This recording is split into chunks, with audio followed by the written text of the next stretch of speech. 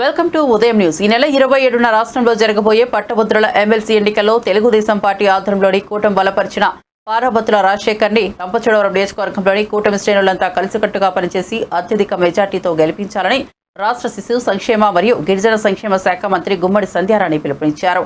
బుధవారం రంపచోడవరంలోని నియోజకవర్గ పరిధిలో ఉన్న 11 మండలాల కూటమి శ్రేణులతోనూ నాయకులతోనూ ఎమ్మెల్సీ అభ్యర్థి రాజశేఖర్తో కలిసి సమీక్షా సమావేశం నిర్వహించారు.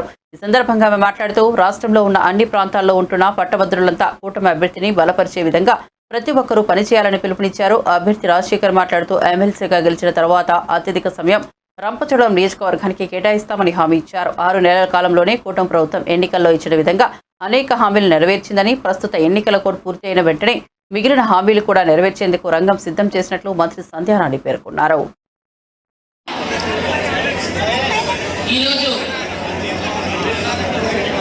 పట్టభద్రుల ఎమ్మెల్సీ ఎన్నికలకు పారాబత్తుల రాజశేఖర్ గారికి పార్టీ అధిష్టానం టికెట్ నిర్ణయించడం, వారి కోసం ఈరోజు మన రంపచోడవరం నియోజకవర్గంలో ముఖ్య నాయకులతో మీటింగ్ ఏర్పాటు చేస్తున్నాం.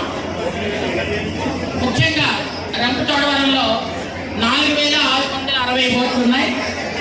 ఈ ఓట్లన్నీ కూడా ఖచ్చితంగా ఉన్నటువంటి ఎమ్మెల్యే గారు శిరీష గారి ఆధ్వర్యంలో 11 మండలాలు, అలాగే ఉన్నటువంటి పెద్దలు, అబ్జర్వర్స్ అందరూ సహకారంతో మొత్తం అందరూ కలిసి తిరిగి ఈ ఓట్లన్నీ కూడా రాజశేఖర్ గారికి ఖచ్చితంగా వేయించి గెలిపించాలి అనే ఒక దృఢ నిశ్చయంతో ఈరోజు ముఖ్య నాయకులతో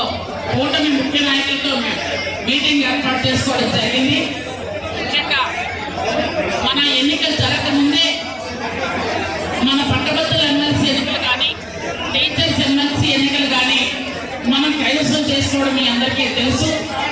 కాబట్టి ఈరోజు చంద్రబాబు నాయుడు గారి అద్భుతమైన పరిపాలనలో కూటమి నాయకులు, ఒక పక్క పవన్ కళ్యాణ్ గారు అయితేనేమి, కేంద్రంలో మోడీ గారు అయితేనేమి, ఆంధ్రప్రదేశ్కు సరైన సముచిత స్థానం ఇవ్వడం వల్ల ఈరోజు అందరూ కూడా కూటమి ప్రభుత్వంలో ఉన్నటువంటి అభ్యర్థిని గెలిపించాలి అనే ఉద్దేశంతో ముఖ్యంగా ఈరోజు పట్టభద్రులు అనగానే అందరూ చాలా తెలివైన వాళ్ళు, విఘ్నులు.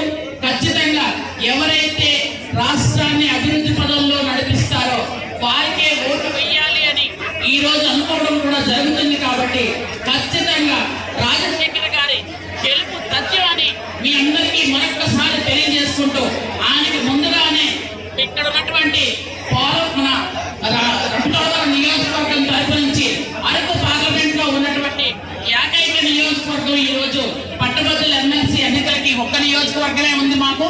కాబట్టి మేమందరం కూడా కష్టపడి ఖచ్చితంగా గెలిపిస్తామని మీకు తెలియజేస్తున్నాం. Thank you. ఖచ్చితంగా ఓటరే రాజు, ఎందుకంటే అది మరి మీరు ఏ విధంగా అడుగుతున్నారో నాకైతే తెలియదు, కానీ ఓటరే రాజు. ఈ రోజు ఓట్లు వేసిన తర్వాత ఈరోజు మీకు రాష్ట్రంలో 4000 రూపాయల పెన్షన్ వస్తుందంటే ఓటర్కే వస్తుంది. మీకు భారతదేశంలో ఉన్న ఎన్ని రాష్ట్రాల్లో ఏ రాష్ట్రంలో 4000 రూపాయల పెన్షన్ ఇచ్చేటువంటి రాష్ట్రం లేదు, ముఖ్యమంత్రి లేదు. ఈరోజు పెన్షన్ వస్తుందంటే ప్రతి ఒక్కరికి అది వస్తుంది, ఇల్లు వస్తుందంటే ప్రతి ఒక్కరికి వస్తుంది. అలాగే ఈరోజు సంక్షేమ అభివృద్ధి కార్యక్రమాలు ఏవచ్చినా నాయకుల దగ్గరికి రావు, అవి ఖచ్చితంగా ఓటర్ దగ్గరికి, ప్రజల దగ్గరికి వస్తాయి. ఖచ్చితంగా వాళ్ళకి చంద్రబాబు